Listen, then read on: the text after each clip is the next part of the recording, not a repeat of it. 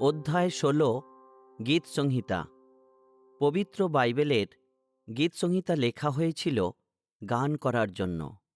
ঈশ্বর এর মধ্য দিয়ে এই শিক্ষা দিয়েছেন যে আমরা যেন তাঁর উদ্দেশ্যে সবসময় গান করি। যখন আমরা দুঃখ পাই বা আনন্দে থাকি বা অসুস্থ থাকি বা বিফলতায় থাকি, তখন যেন ঈশ্বরের উদ্দেশ্যে গান করি। যখন আমরা পাপ করে ফেলি বা পরীক্ষায় পড়ি বা অত্যাচার ভোগ করি, তখনও আমাদের উচিত তাঁর উদ্দেশ্যে গান করা। যখন তাঁর আশীর্বাদ পেয়ে আমরা আনন্দে ভরে যাই আর কৃতজ্ঞ থাকি, তখন আমাদের গান করা দরকার। যখন বড়লোক হয়ে যাই বা গরিব হই বা অভাবে থাকি, তখন দরকার ঈশ্বরের উদ্দেশ্যে গান করা। ঈশ্বরের উদ্দেশ্যে গান করার জন্যই খ্রিস্ট বিশ্বাসীরা সমস্ত মানুষের মধ্যে অতুলনীয়। কিভাবে প্রার্থনা করতে হবে আর কি প্রার্থনা করতে হবে তাও গীতসংহিতা আমাদের শেখায়। যুগ যুগ ধরে খ্রিস্ট বিশ্বাসীরা তাদের স্বর্গের পিতা ঈশ্বরের কাছে এইভাবেই প্রার্থনা করেছে।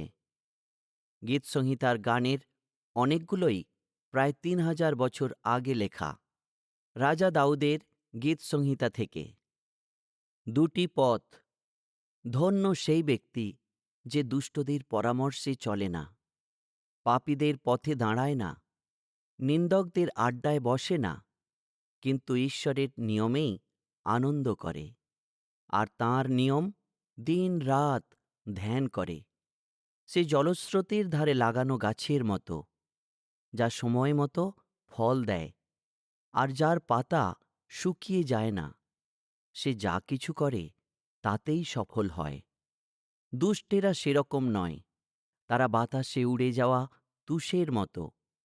এই জন্য দুষ্টেরা বিচারে দাঁড়িয়ে থাকতে পারবে না, পাপীরা ধার্মিকদের মণ্ডলীতে টিকে থাকতে পারবে না।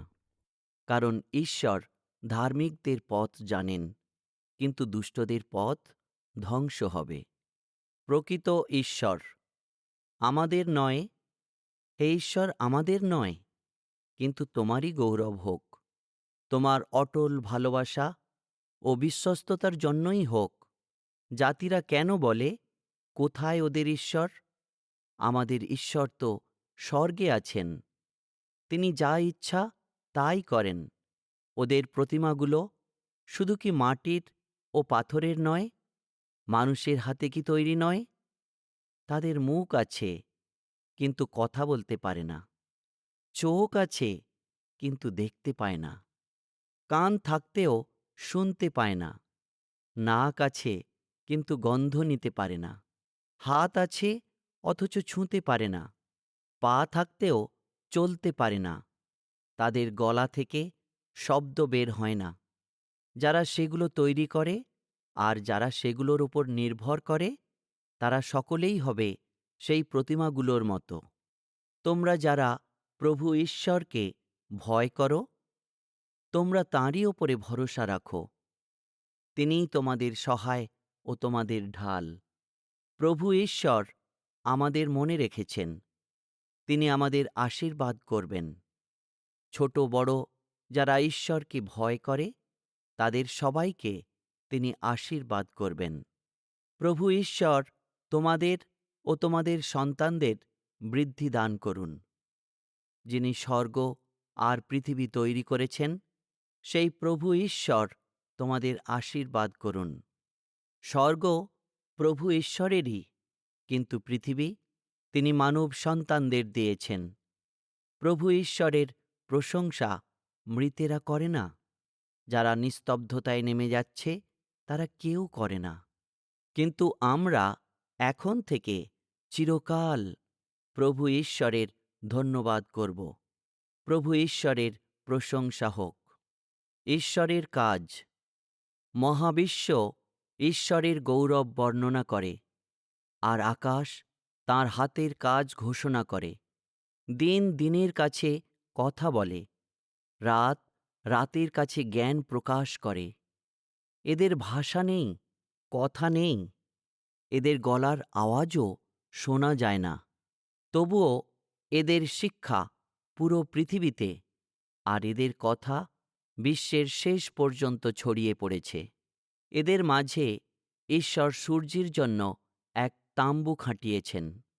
বরের মতো বাসর ঘর থেকে সূর্য বেরিয়ে আসে, আর বীরের মতো সূর্য নিজের পথে আনন্দে দৌড়ায়। সে আকাশের এক দিক থেকে ওঠে আর অন্য দিকে ঘুরে আসে, কিছুই তার তাপের আড়ালে থাকে না। প্রভু ঈশ্বরের বাক্য নিখুঁত, তা আত্মাকে সতেজ করে। প্রভু ঈশ্বরের শিক্ষা সত্য, তা অল্প বুদ্ধিকে জ্ঞানী করে। প্রভু ঈশ্বরের সমস্ত নিয়ম সঠিক, তার হৃদয়ের আনন্দদায়ক। প্রভু ঈশ্বরের আদেশ খাঁটি, তা চোখকে আলোকিত করে। প্রভু ঈশ্বরের ভয় পবিত্র ও চিরস্থায়ী, এবং তাঁর শাসন সত্য ও প্রত্যেকটাই ন্যায্য। সোনা, এমনকি অনেক খাঁটি সোনার চেয়েও তা অনেক বেশি কাম্য। মধু আর মৌচাকের রস থেকেও তা আরও মিষ্টি। হে ঈশ্বর, তোমার দাস আমি এর দ্বারা সুশিক্ষা পাই, তা পালন করলে মহা পুরস্কার হয়। কে তার নিজের ভুল বুঝতে পারে? গোপন পাপ থেকে আমাকে সূচি করো। জেনে শুনে অহংকারের বশে করা পাপ থেকে আমাকে আলাদা রাখো।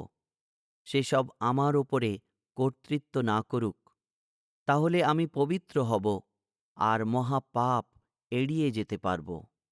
হে প্রভু ঈশ্বর, আমার শৈল, আমার মুক্তিদাতা, আমার মুখের কথা ও আমার মনের চিন্তা ভাবনা তোমার কাছে গ্রহণযোগ্য হোক।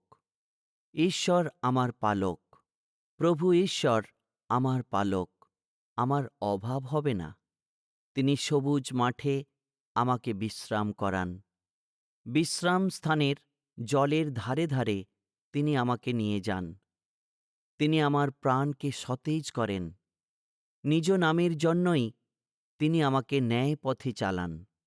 যখন আমি মৃত্যু ছায়ার উপত্যকা দিয়ে যাব, তখন কোনো অমঙ্গলের ভয় করব না, কেননা তুমি আমার সঙ্গে আছো। তোমার ছড়ি ও লাঠি আমাকে সান্ত্বনা দেয়। তুমি আমার শত্রুদের সামনে আমার জন্য ভোজের আয়োজন করেছ। তুমি আমার মাথায় তেল ঢেলেছ।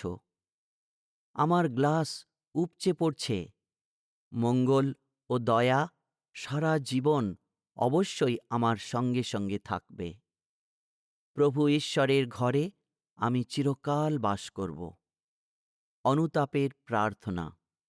হে ঈশ্বর, তোমার অটল ভালোবাসায় আমায় দয়া করো, আর তোমার অপার করুণায় আমার সব পাপ মুছে দাও। আমার অপরাধ একেবারে ধুয়ে দাও, আর আমার পাপ থেকে আমাকে শুচি করো। আমার সব অপরাধ আমি জানি। আমার পাপ সব সময় আমার চোখের সামনে আছে। তোমার বিরুদ্ধে, কেবল তোমারই বিরুদ্ধে আমি পাপ করেছি। তোমার চোখে যা খারাপ তাই করেছি। তাই তোমার রায়ে তুমি ধর্মময়, আর তোমার বিচারে নিখুঁত আছো। দেখো, পাপে আমার জন্ম হয়েছে। পাপে আমার মা আমাকে গর্ভে ধারণ করেছিলেন। সত্যি, তুমি আন্তরিক সত্যে আনন্দ পাও। মনের গভীরে তুমি আমাকে প্রজ্ঞা শেখাও। পাপ মোচনের রক্ত আমার ওপরে ছিটিয়ে দাও, তাতে আমি নিষ্পাপ হব। আমাকে ধুয়ে দাও, তাতে আমি বরফের চেয়ে আরও সাদা হব। আমাকে আনন্দ ও খুশির কথা শোনাও। তোমার ভেঙে ফেলা সমস্ত হাড় আনন্দ করুক। আমার পাপ থেকে তোমার মুখ আড়াল করো। আমার সকল পাপ মুছে ফেলো। হে ঈশ্বর, আমার মধ্যে একটা খাঁটি মন তৈরি করো। আমার মনে সুস্থির আত্মাকে নতুন করে তোলো। তোমার সামনে থেকে আমাকে দূর করো না, আর তোমার পবিত্র আত্মাকে আমার কাছ থেকে সরিয়ে নিও না। তোমার পরিত্রাণের আনন্দ আমাকে আবার দাও। আনন্দের সঙ্গে বাধ্য হওয়ার আত্মা যেন আমাকে ধরে রাখে। তাহলে আমি ঈশ্বরের অবাধ্যদের তোমার পথ শেখাব, আর পাপীরা তোমার কাছে ফিরে আসবে। হে ঈশ্বর, হে আমার পরিত্রাতা ঈশ্বর, আমার জিভ জোরে জোরে তোমার ধার্মিকতার গান করুক। আমেন। ঈশ্বরের ধন্যবাদ। হে আমার প্রাণ, প্রভু ঈশ্বরের ধন্যবাদ করো। হে আমার অন্তরের সকল, তাঁর পবিত্র নামের ধন্যবাদ করো। হে আমার মন, প্রভু ঈশ্বরের ধন্যবাদ করো।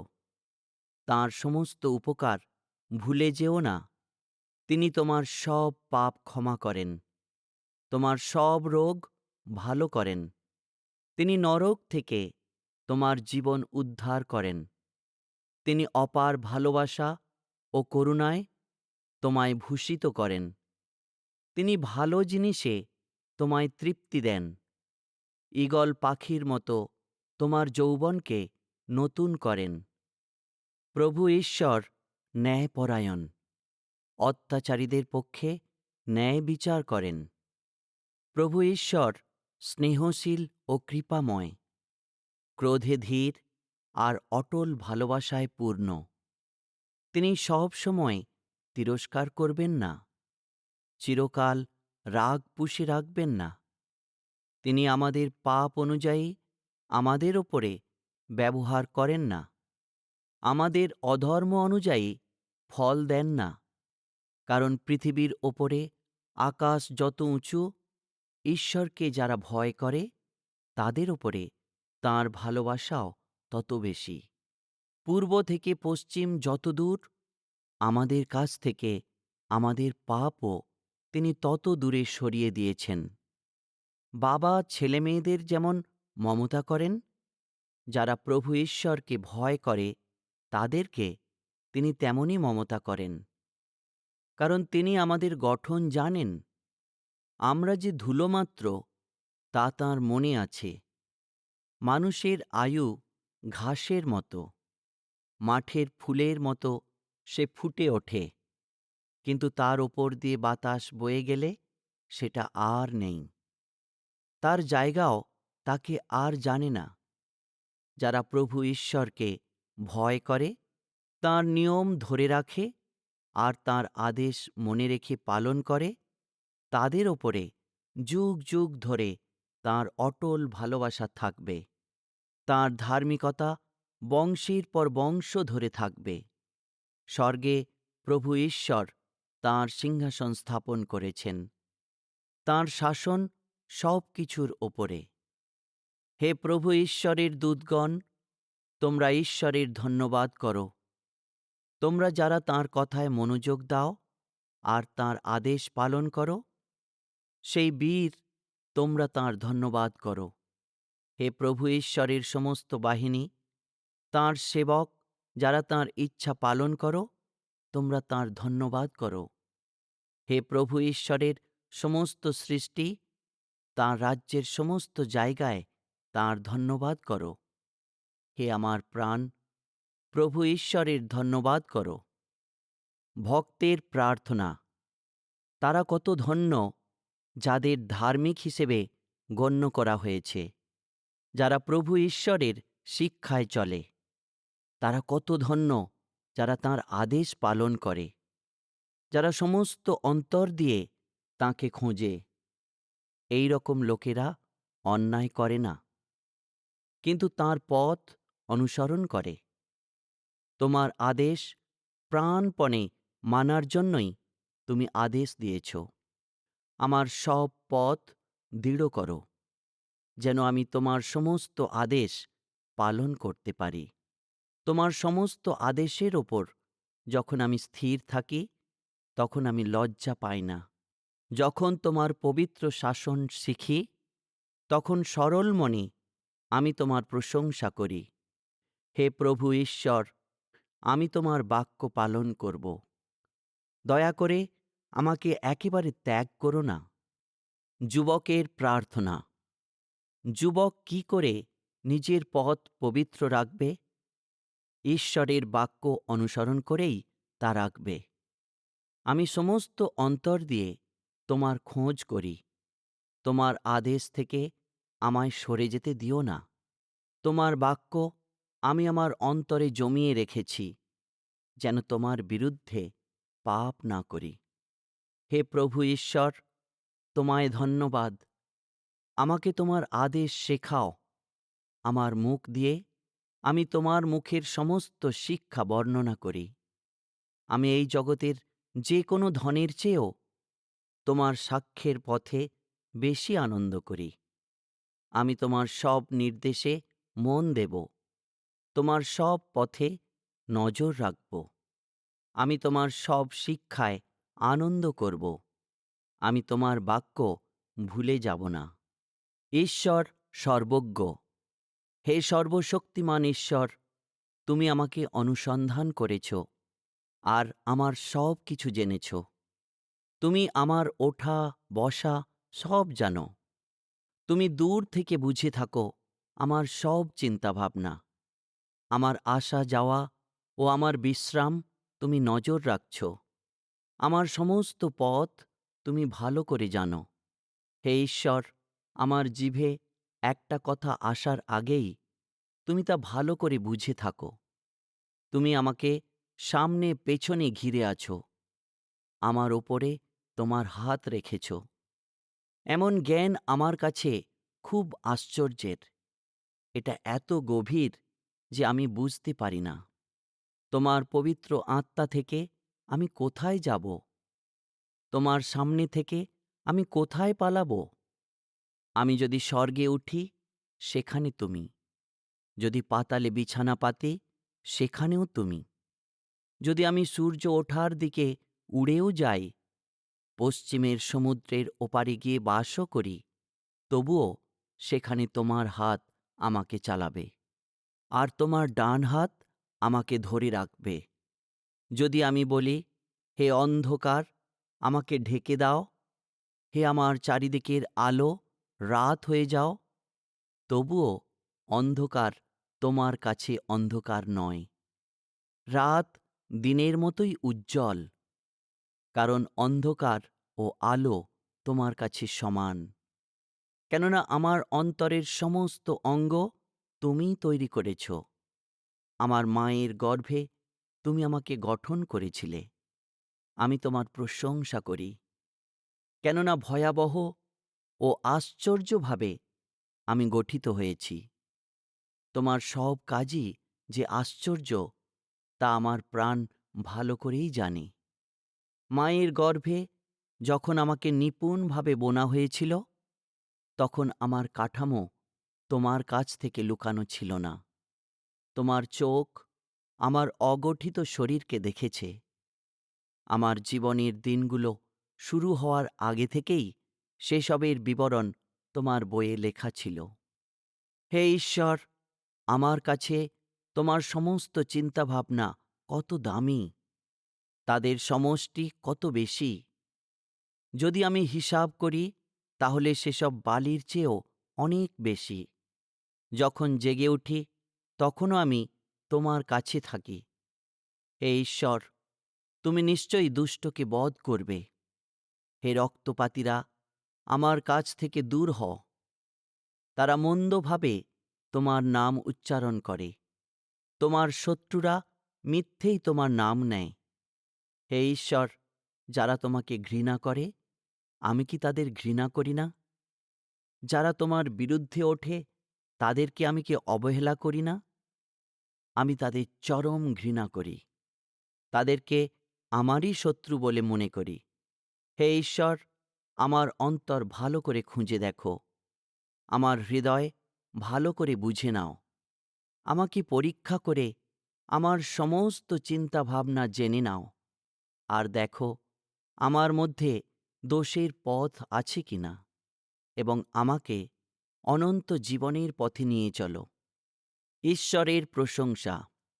হে আমার ঈশ্বর, হে রাজা, আমি তোমার গৌরব করব। আমি অনন্তকাল তোমার নামের ধন্যবাদ করব। প্রতিদিন আমি তোমার ধন্যবাদ করব। যুগে যুগে চিরকাল তোমার নামের প্রশংসা করব। প্রভু হলেন মহান ঈশ্বর আর অতি গৌরবের যোগ্য। তাঁর মহত্ব বুঝতে পারা যায় না। বংশ পরম্পরায় এক পুরুষ পরবর্তী পুরুষের কাছে তোমার সমস্ত কাজের প্রশংসা করবে এবং তোমার মহান কাজের প্রচার করবে। তোমার গৌরবময় শক্তি ও সমস্ত আশ্চর্য কাজ আমি গভীরভাবে চিন্তা করব। লোকে তোমার সমস্ত ভয়াবহ কাজের ক্ষমতার কথা বলবে, আর আমি তোমার মহিমা প্রচার করব। তারা তোমার অসংখ্য মঙ্গল কাজ স্মরণ করে প্রচার করবে। তারা জোর গলায় তোমার ধার্মিকতার গান করবে। প্রভু ঈশ্বর দয়াময় ও অনুগ্রহে পূর্ণ, ক্রোধে ধীর আর অটল ভালোবাসায় মহান। প্রভু ঈশ্বর সকলের কাছে মঙ্গলময়। তাঁর তৈরি সকল কিছুর ওপর তাঁর অনুগ্রহ আছে। হে প্রভু ঈশ্বর, তোমার সমস্ত সৃষ্টি তোমার প্রশংসা করবে, আর তোমার পবিত্র লোকেরা তোমার গৌরব করবে। তারা তোমার স্বর্গরাজ্যের গৌরব বর্ণনা করবে, তোমার মহাক্ষমতার কথা বলবে, যেন তোমার মহাক্ষমতার সমস্ত কাজ আর তোমার স্বর্গরাজ্যের মহান গৌরব মানব সন্তানদের জানায়। তোমার রাজ্য চিরস্থায়ী রাজ্য। তোমার শাসন ক্ষমতা যুগে যুগে চিরস্থায়ী। যারা পড়ে যাচ্ছে তাদের প্রত্যেককে ঈশ্বর তুলে ধরেন, আর ভেঙে পড়া প্রত্যেককে ওঠান। সকলের চোখ তোমার দিকেই চেয়ে আছে, আর তুমি ঠিক সময়ে তাদের সবাইকে খাবার দিয়ে থাকো। তুমি তোমার হাত খুলে থাকো, আর জীবিত প্রত্যেকের আশা পূরণ করে থাকো। প্রভু ঈশ্বর তাঁর সমস্ত পথে ন্যায়বান, তাঁর সমস্ত কাজে দয়াময়। যারা তাঁকে ডাকে, যারা তাঁকে অন্তর থেকে ডাকে, প্রভু ঈশ্বর সেই সকলের কাছে থাকেন। যারা তাঁকে ভয় করে, তিনি তাদের আশা পূরণ করেন, আর তিনি তাদের কান্না শুনে তাদের রক্ষা করেন।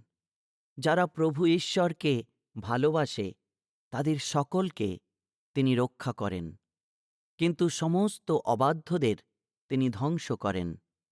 আমার মুখ প্রভু ঈশ্বরের প্রশংসা করবে। সমস্ত জীব তাঁর পবিত্র নামের প্রশংসা করুক। চিরকাল তাঁর প্রশংসা করুক। যারা তাঁকে ডাকে, যারা তাঁকে অন্তর থেকে ডাকে, প্রভু ঈশ্বর সেই সকলের কাছে থাকেন।